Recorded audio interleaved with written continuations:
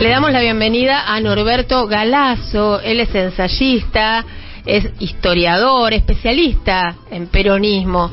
¿Qué tal, Galazo? ¿Cómo le va? Lo saludamos acá en la 530, Andrea Recupero y Víctor Mastrangelo. Bueno, un gusto de hablar con ustedes.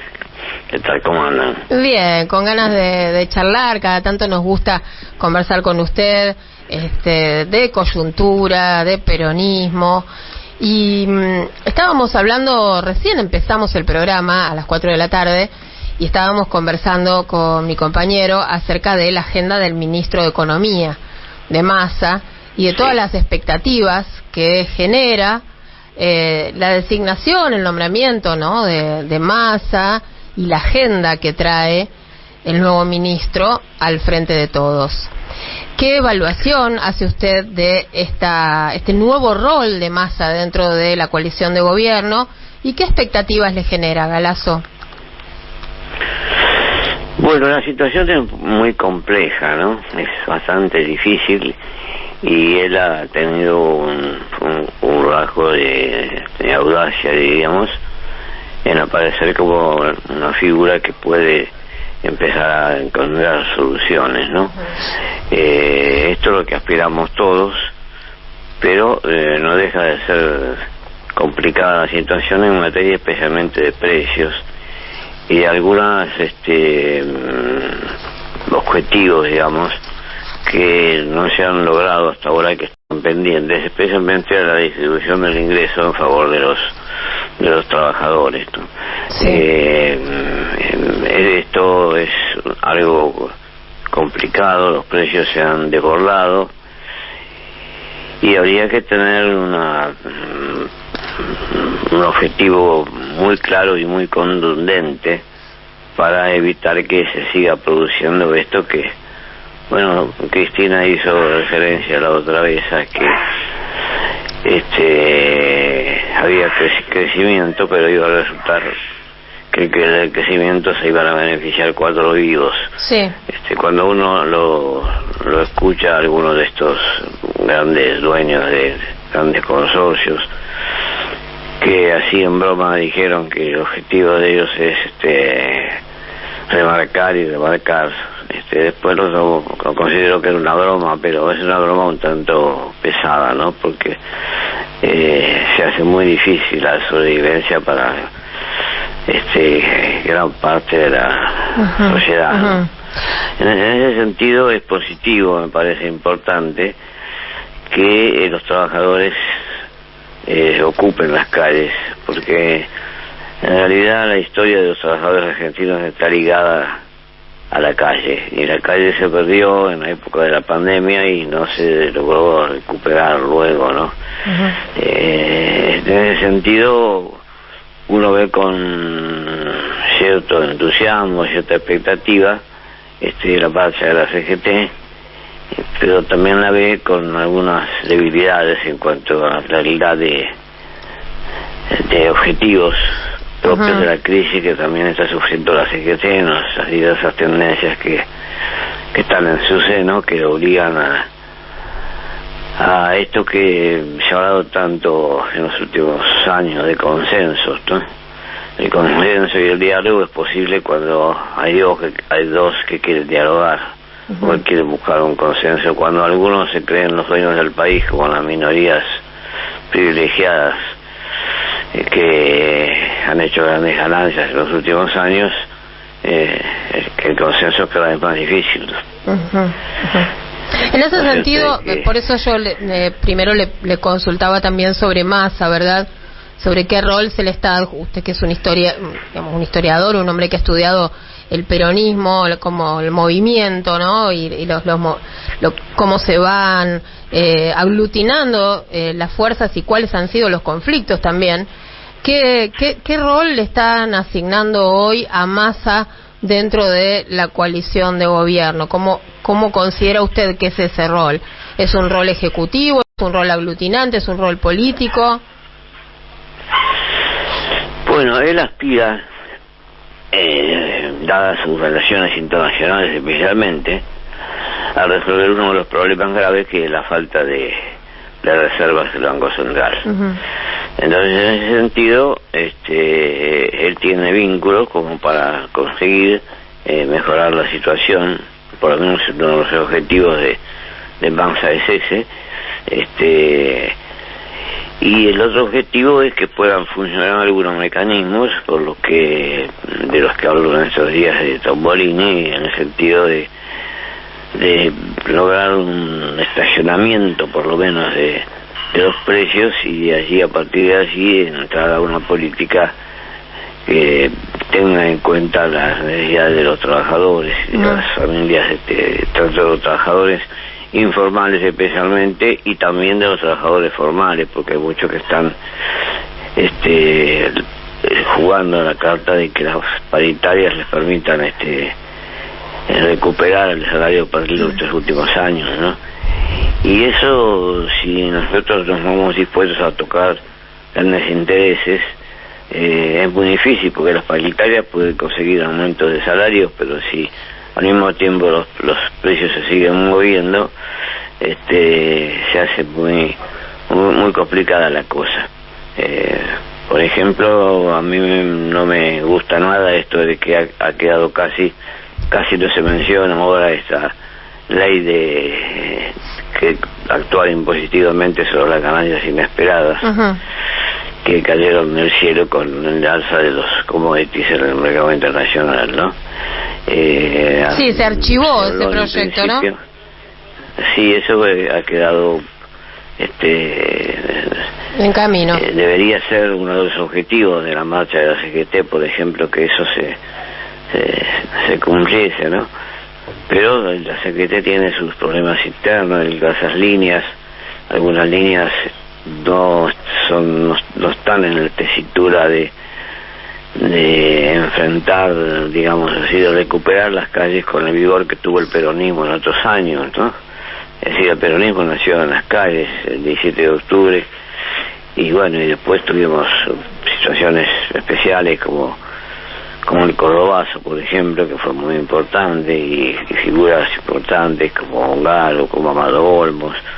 Yo he seguido la medida de lo posible, lo más cerca posible esa experiencia de los trabajadores, y he visto muchos avances y gremialistas capacitados que eran capaces de no solo ocupar las calles, sino de formular planes alternativos en beneficio de una redistribución del ingreso.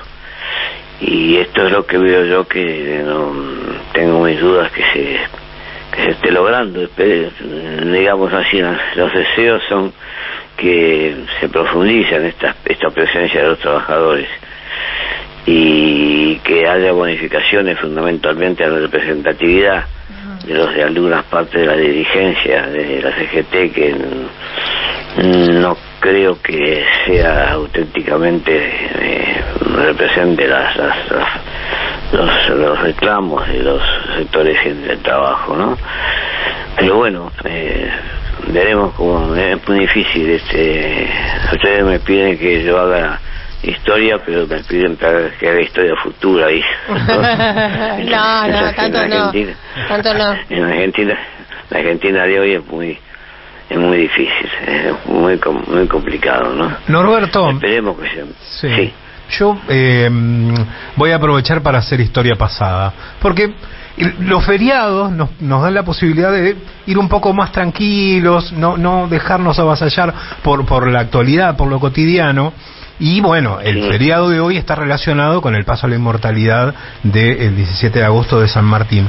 Y hay un tema que siempre se soslaya cuando se habla de San Martín y de otros libertadores, que está bueno que en algún momento se ponga arriba de la mesa, y está bueno comentarlo con usted, que es que seguramente el mejor historiador con el que podemos hablar de estos temas.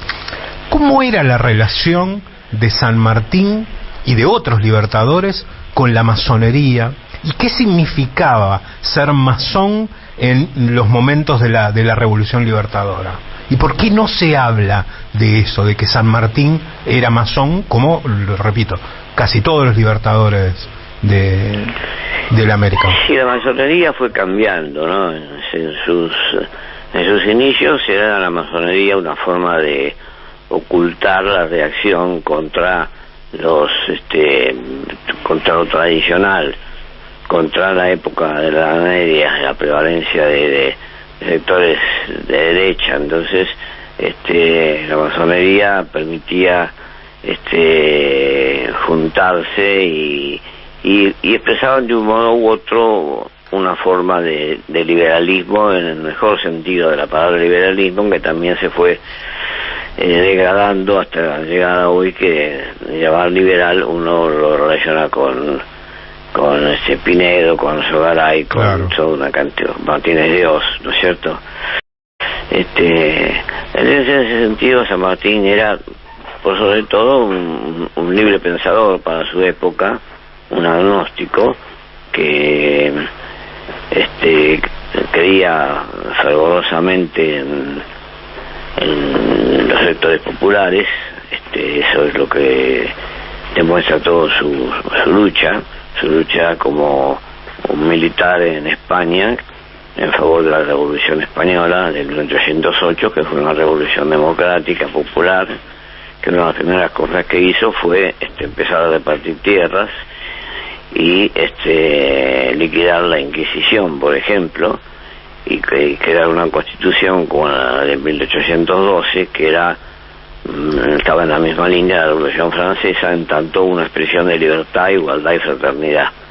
Si uno relaciona estos tres objetivos realmente como lo fueron en su época de progreso, y de algún modo esto se relaciona con la masonería de aquel tiempo, sería muy positivo. Ahora hoy la masonería mantiene una presencia muy importante en Argentina, sigue existiendo, y en algunos casos se expresa correctamente en posiciones favorables a lo popular, ¿no? Pero no con el vigor de otras épocas, ¿no? Hoy no es la misma masonería de aquel tiempo. Lo determinante para que ellos se sintieran representados por la masonería era la influencia de las ideas de la Revolución Francesa, de alguna manera. Sí, era fundamentalmente eso, todos los objetivos de un liberalismo revolucionario, que fue el que movió a San Martín a venir al Río de la Plata, porque la historia de Mitre ya no tiene vigencia, tiene vigencia porque existe todavía el Diario de la Nación, claro, y existe todavía en los colegios una versión que es la historia oficial, en gran medida, aunque ha debido atenuarse algunas cosas que se dicen, pero no tiene sentido decir que San Martín, después de 30 años, casi de los 6 años a los 33, y después de 30 combates y batallas en las filas del ejército español, vendría a Río de la Plata a luchar contra el ejército español.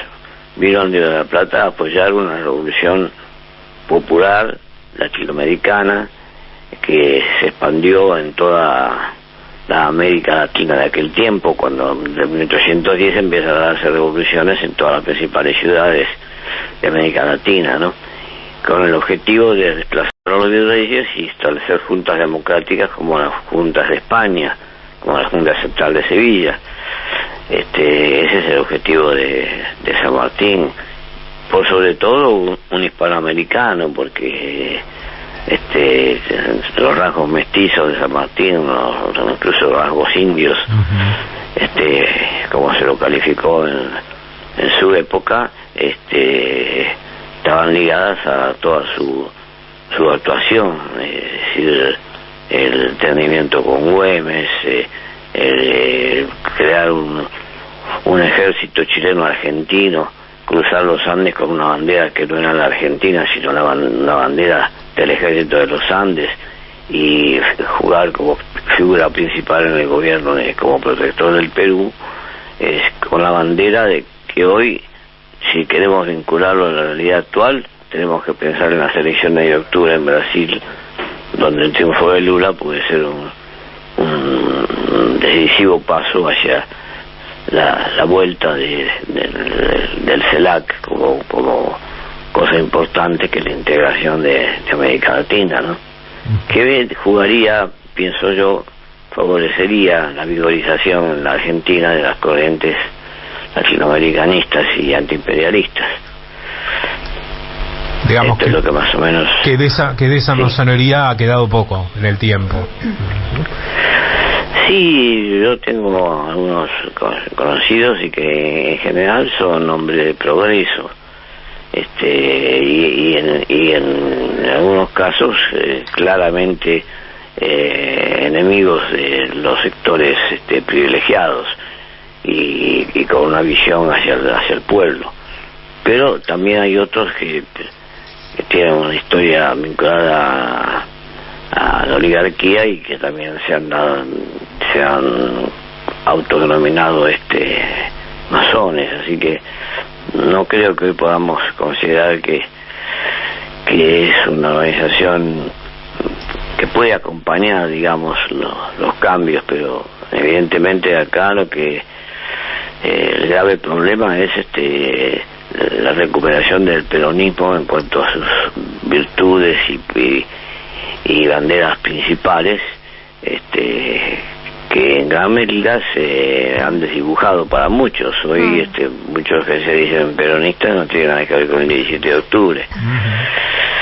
Y esto influye, y entonces provoca esa desorientación, un desaliento que se observa en algunos sectores populares con respecto a lo que fueron la combatividad de otras épocas, ¿no?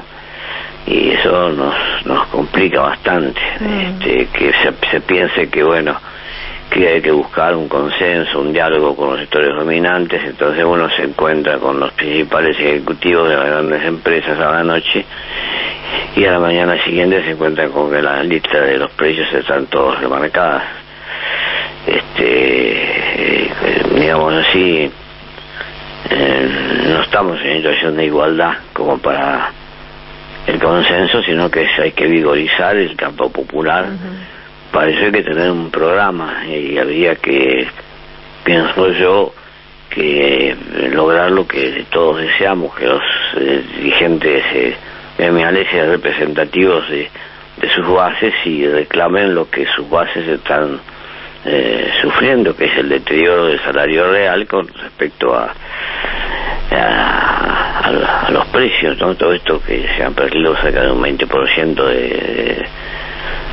de salario real con el macrismo, y no se ha logrado a partir del triunfo popular del año 19, no se ha logrado el recupero. Claro. Entonces hubo varias dificultades, hay que reconocerlo, como es la pandemia, como fue la guerra, o es la guerra de Rusia y Ucrania. Varias circunstancias jugaron en contra de los objetivos que debemos perseguir, pero esto hay que revertirlo. En ese sentido, puede ser que algunos de los objetivos que persigue Massa permitan llegar a las elecciones en condición de triunfo, ¿no? Que no se vaya a producir la terrible y siniestra vuelta de lo que fueron esos 4 años de desastre para el pueblo y para la Argentina, ¿no? Que fue el macrismo. Claro. Nos queda entonces claro que para usted es fundamental que en este momento el pueblo comience a movilizarse, que la gente salga a la calle, que digamos que exija, que se muestre, que acompañe también una agenda. Si el gobierno tiene una agenda nacional y popular, en principio, el próximo 17, el miércoles, hay una movilización en agenda que promete ser importante. El sábado también hubo una movilización en Parque Centenario, una concentración vinculada con el lawfare, ¿verdad?, de la persecución que sufre la vicepresidenta Cristina Fernández. Es decir, hay cierto movimiento en este momento. Sí, especialmente esto de Parque Centenario me pareció muy importante por los dos compañeros que hablaron y las formulaciones que hicieron, y la necesidad de terminar con el lawfare y con esta desvergüenza de la Suprema Corte de Justicia que ya llega al extremo. La verdad es un caradurismo total de hablar de que los espías manejados desde el poder por el macrismo eran simplemente cuentapropistas, por ejemplo. Es burlarse del pueblo y así otras resoluciones que han tomado también, y la persecución que están llevando a cabo contra Cristina Kirchner también es una barbaridad que habría que provocar, llevar adelante juicios políticos y lograr desplazar a este desastre de la Suprema Corte de Justicia, ¿no? Galazo, como siempre, le agradecemos un montón que nos conceda todo este rato para charlar y bueno, que atienda a este programa y a la 530. Bueno, es un gusto para mí hablar con ustedes. Bueno, que tenga linda... Les mando un fuerte abrazo. Igualmente, que tenga linda tarde. Gracias. Abrazo.